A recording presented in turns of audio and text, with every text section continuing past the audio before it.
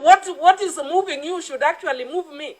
So if it is moving you that 11-year-olds are getting pregnant and having triplets, it should equally move me. But we are not going to deal with it by shelving the bill. We must confront what is in our society. Just the other day I put it in my Facebook that there is a video ongoing of a 12 or 11-year-old girl performing oral sex on a child who looks like 9 years, while another one who looks like it's 10 is performing anal sex on her. And then we say, put aside this bill. What are we doing to help those children? Let us stop this splitting of hairs between imaginary Christian lawyers and imaginary members. These members are born-again Christians. I think we are misleading the country for our own reasons. Show us in the bill under the definition section the definition of masturbation or any such phraseology that would import masturbation in this bill for 4-year-old, because I will be the first person to oppose once you point it out to us. Okay. In the bill, not in ICPD, yes. Not in a document I don't know whether you said we Health or I don't know which one, because you must also be conscious of our laws that you refer to. What does the Children Act say about some of these things? What does the Sexual Offences Act say about children, about people engaging? You've just said it's 18. Below 18, there is no sex. We have been opposing people trying to reduce the minimum age because we don't want our children engaging in sex. So tell us, within the framework of the Sexual Offences Act, within the framework of the Children Act, within the framework of the Treaty Making and Ratification Act, how these have been imported in our law, because they've not. So let us be factual. Honorable Pasaris, I'd like you to take me. Yeah, I'd like you, first of all, you're a doctor, and you know, and you should know, irrespective of your Christianity or your religious background, you should know that masturbation is a natural process of any human being. It is. Now, the fact is that now you're saying that it should be taught. It's not taught. And where in the bill is it saying that it should be taught at the age of 4? Where? Take me to that clause. Because you're the ones who are actually causing so much confusion and denying women and girls the right to reproductive health care. And it's very sad. I need you to protect me, Chair. Okay, I will, Dr. Wahome, but kindly, just for the record, because you know we do have somebody here taking records, yeah? Chair, can I say something? No, hold on, you're here. Also, some of it might be live, yeah? So we do not need you with your title, Dr. Wahome, to be misinforming on what about the bill. We do not have masturbation for 4-year-olds in the bill. And if it is, I would wish and I would want you to point out where you're getting that from. Can I continue now, Chair? Yes. And mine will die. My bill is taking a life cycle approach, meaning it begins at conception. So we are not talking about to do away with adolescence, because the church, I sat in the Bill of Rights Committee, the church brought the issue of conception. Life begins at conception. So if you are dealing with reproductive rights, it will begin at conception to the end. We are dealing with the 60 men with erectile dysfunction. Reproductive rights is not about women. It's also about men. So we are also dealing with issues that affect men and that affect women. And also beyond that, I think one of the things that I want to say is that sometimes when we sit and theorize, because I was actually shocked when I was hearing you people talking about assisted reproduction. I thank God that He has given me blemish so that that blemish can help others. I don't have a child, and I will proudly say that. Many women don't have, and they commit suicide because they don't have. God brought me in this parliament at such a time as this that we pass a law to help women who can't naturally have assisted reproduction. If you look at the book of Genesis, Sarah had a child through assisted reproduction before God remembered her at 100 years. I know God will not remember me at 100 years, and I would not want God to remember me at 100 years. So while we are still thinking of the women we don't want God to remember at 100 years, Susan Kiika is here. God is using her as a Christian to remember those women at 100 years. So let us come together And the reason why I'm saying it is so that we can actually talk generally. Those of your team that have not spoken, I would request that we let them give general comments. Esther wanted to say something. I support the interactions that we're having right now. I am born again. Okay? I am born again. I love the Lord. The Lord died for sinners. So I don't want to say that I'm perfect. None of us are perfect. All right? The reason why I support this bill, and I really hope that you understood when Millie was talking, Honorable Millie was talking, the pain and the suffering that you see when an 11-year-old gives birth to triplets, that this bill will be able to help her and many like her not be in that position. The pain that you see when children are abusing children. During this pandemic, the things we're seeing on WhatsApp going round, where a mother is talking about her own son sleeping with her daughter and her daughter being pregnant because she's going to work and the children are at home. We have to stop wearing blinders. Mr. Kanjama, I want you to, you keep saying, let's put it off so we can do it, we can interact.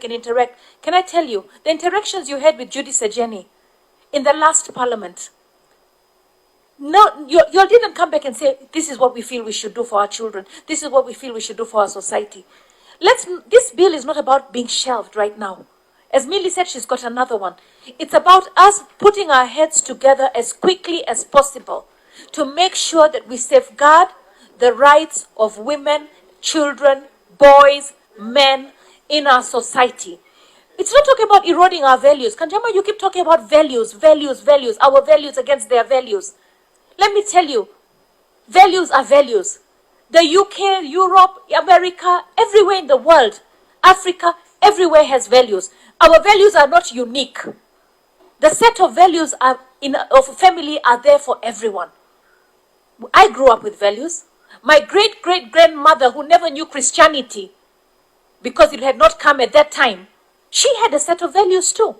So I feel that we're here and we're interacting, we're not fighting. Let us put the pain and the suffering of our women, girls, boys, and men protected within the law.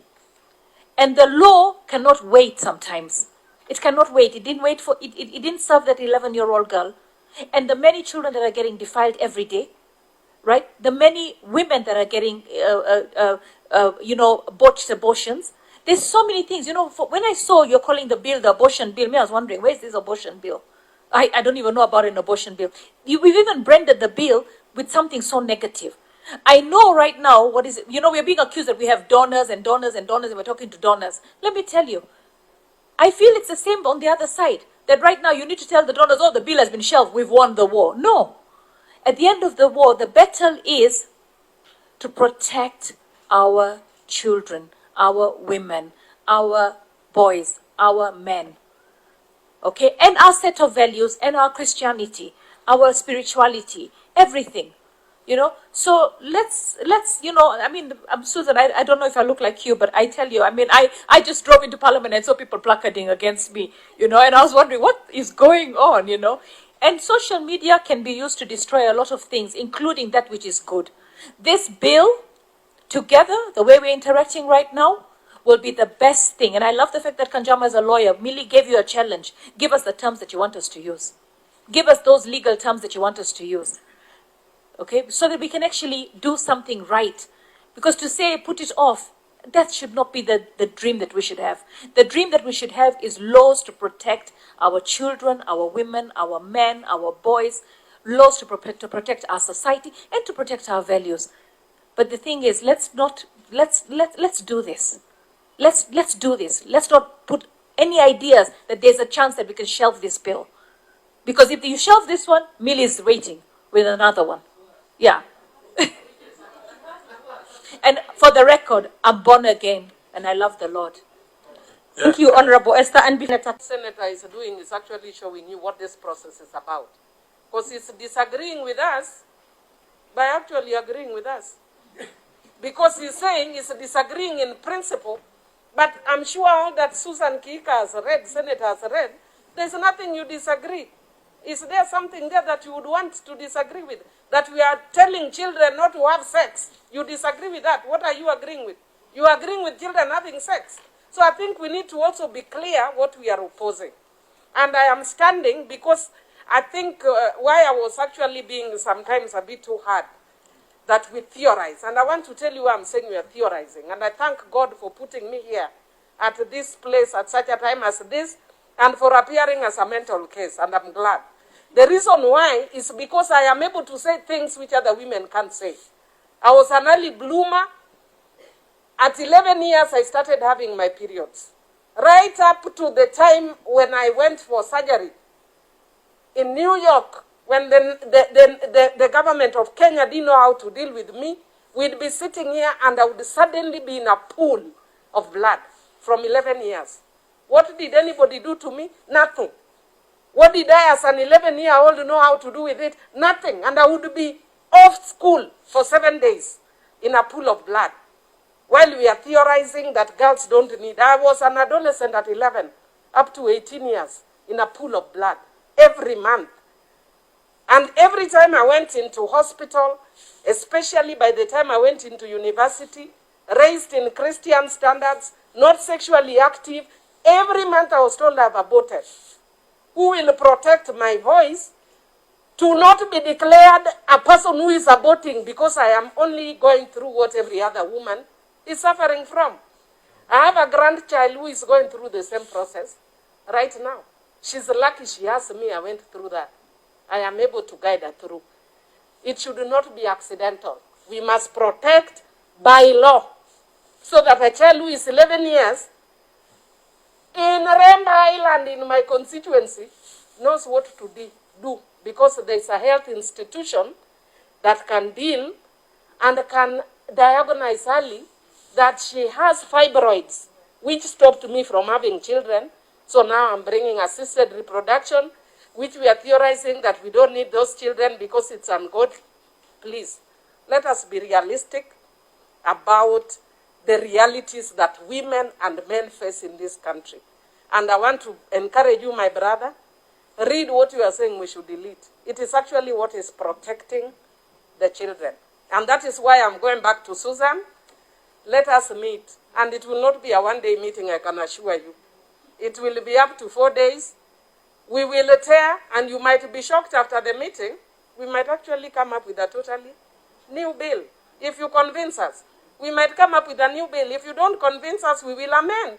But we cannot theorize that about a bill that needs to be shelved when we have not looked at it. While we are shelving it, there is a girl who is every month in a pool of blood like me, what I used to go through. There is a girl who is anemic every month, the way I used to be. There is a girl who is being told she's aborting every month, the way I used to be told.